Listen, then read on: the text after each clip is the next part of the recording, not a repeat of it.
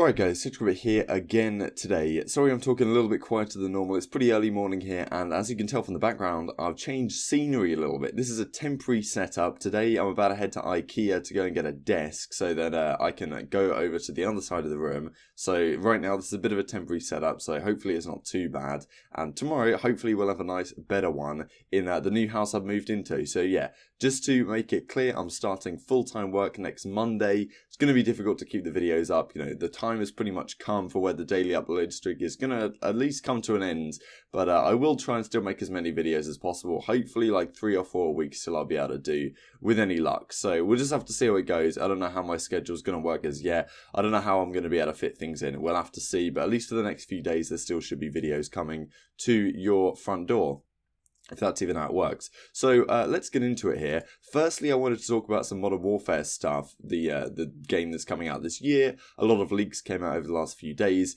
Then I want to get into some interesting news from Segal, some guy over at Immortals, who pretty much said that the Optic Gaming brand can still stay in Call of Duty as far as he understands the rulings. So instead of it having to be the Los Angeles whatever, like the Valiant in Overwatch for example, they could still have some Optic related name to that as long as the brand doesn't exist elsewhere. We'll have a look at that in a second because that's kind of interesting news. So anyway, like if you guys enjoy, subscribe if you're new as always, I'd really appreciate it, and let's hop right into it here. So first of all, these are some leaks from, you know, a guy called TJHaLy, the Gaming Revolution. Apparently he's got a lot of news right in the past, so let's go through a few things here.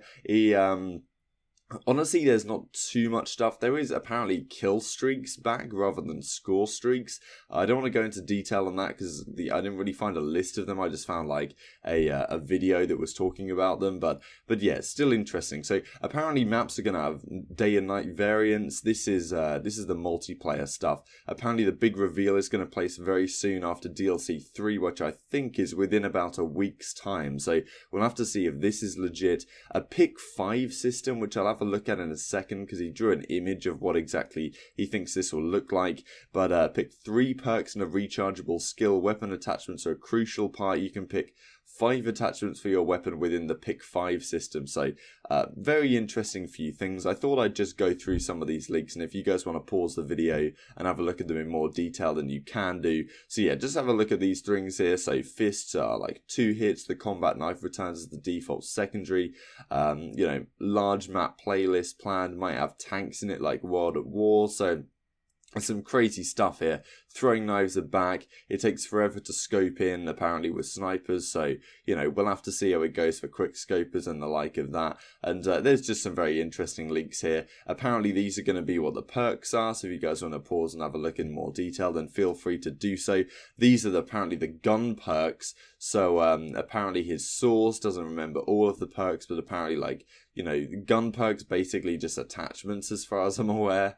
And there's a few things that we're used to here. Apparently there's like the sensor might be coming back as well. And then there's these things called rechargeable skills, which sound kind of questionable. Deadly Silence almost sounds like Exomute or whatever it was called from Advanced Warfare, where you can activate it like as and when you want it. But, you know, definitely some interesting things here. So I thought I'd just leave these on the table if you guys are interested in it. Okay, well, there is the sensors. Maybe that's a different sensor to what I was looking at earlier. Lethals and other things. So very interesting. This is the diagram that he created for how like the pick 5 system works. So you pretty much get attachments for free, and you pick like 3 perks and then a rechargeable skill. But this is, I guess maybe you can't even necessarily pick 3 perks if you want to do pick 5 if you have to tick in these boxes. So anyway, interesting. We may get some more information in the next few days, but I thought I'd bring it to your guys' attention while it is available. This tweet from the Esports Observer.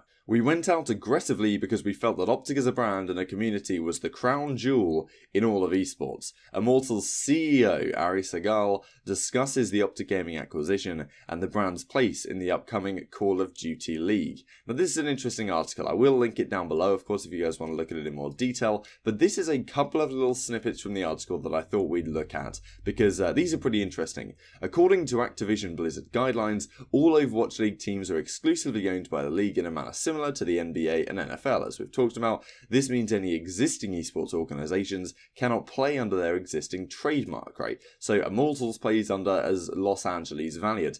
And the reason why, let's say Optic Gaming bought a spot in the Optic Gaming league, or in the Optic Gaming League, in the CDL, as it's going to be called, the Call of Duty League. Let's say they did that. From our understanding, the reason why they wouldn't want that team to be called like the Los Angeles Green Wall or something like that is because, let's say Optic Gaming is a company that owns that spot, then decided to sell that spot to another organization, and Optic Gaming as a brand went elsewhere and did some other operations, then the name that was tied to the new owners of the Los Angeles Green Wall or whatever would now not be Optic Gaming themselves. So Optic would kind of still have their name stamped on that brand, even though the ownership had been changed, which is what they really want to try and avoid. That's why they don't call the teams after their ownership group, because if the ownership changes hands, then you want the brand to remain distinct.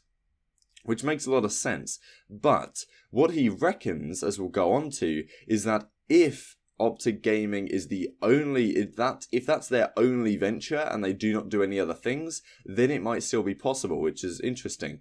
So IGC has been selected for Los Angeles, for the Los Angeles spot, and will play under the Optic Gaming brand. Founded in 2006, the Green Wall, we know this stuff.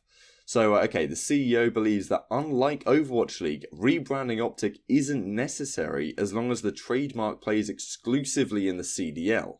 I have a different understanding of Blizzard's rules and guidelines, Segal told the Esports Observer. My reading is that a single brand could be applying to Activision Blizzard's franchise leagues. Optic is Call of Duty, and as long as we have anything to say about it, will always be Call of Duty. Interesting stuff.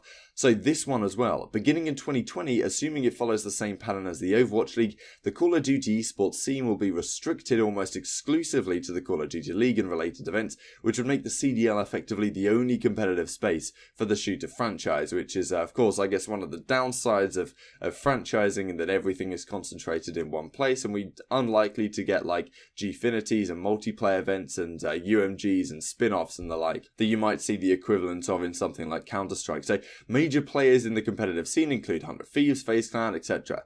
So based on Segal's assertion, in order to compete in the CDL under their established trademark, releasing these other teams would be required. If this is correct, Optic could be the only legacy brand remaining in Call of Duty. So this is interesting. What they suppose could happen, as we've gone into detail here, is that Optic, if they got rid of all their other brands, they didn't operate in any other esports, they could name their franchise spot after Optic Gaming, and if for whatever reason Immortals was to sell on the spot and Optic Gaming was to sell on the spot, then the Optic brand would completely disappear, because the Optic brand would have to, in order to be separated from the name of the actual team in the franchise league, because they can't keep operating a brand elsewhere if it's the name of the franchise team, because it just doesn't work. If the ownership group changes, it needs to have no ties to another existing organization if a new ownership group comes in.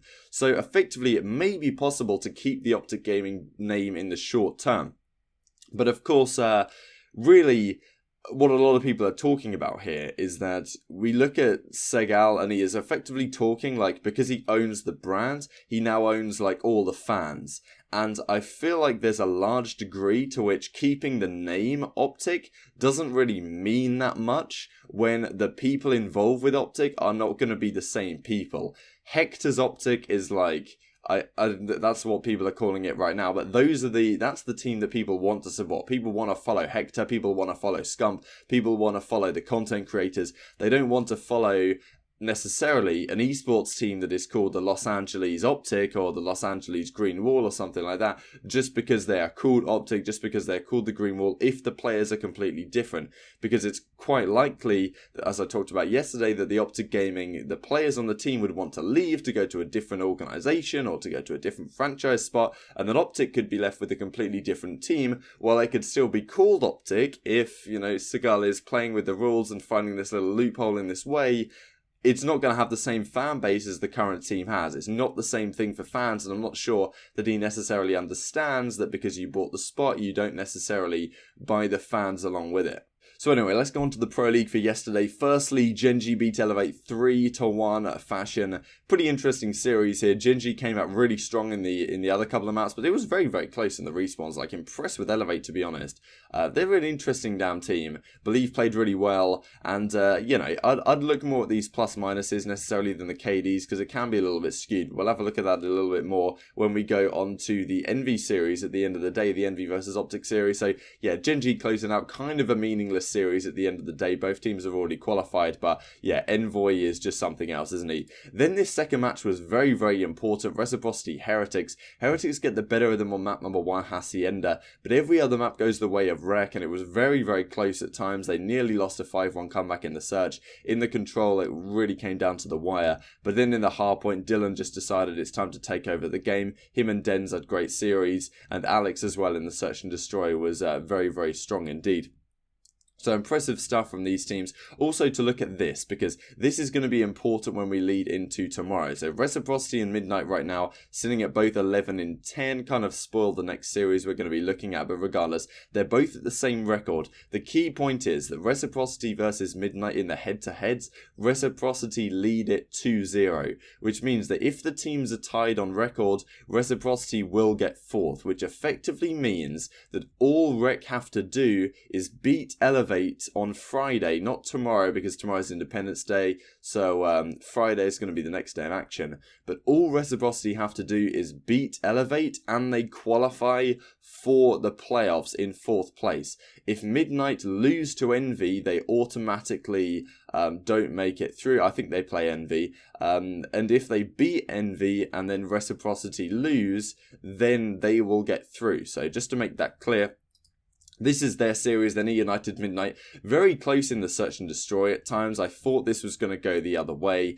E-United went up 4-0. Simp was going off with the sniper. Then Midnight brought it back. Zap just got streaks, and they couldn't close it out in the end. Simp got a nice. He's just ridiculous with the sniper. Arsenal search and destroy trying to play against Simp is a scary thing indeed. Then they closed out the respawns kind of comfortably. So yeah, E-United still looking good. They always look pretty damn good in the league. But regardless, still some impressive performances all around from this team. RCT's back on the main ICR. Seems to be putting in a little bit of work for them. Then the last series of the day, very, very interesting stuff. Optic Gaming versus Team Envious. Team Envy hadn't won a search and destroy in 17 straight maps, and this is the team, of course, Optic Gaming, that they decide to win one against. Doesn't really matter so much for Optic this series. I feel like playing Seaside is always interesting. My personal perspective is that whenever I see Seaside played, I don't really think it reflects the better team a lot of the time.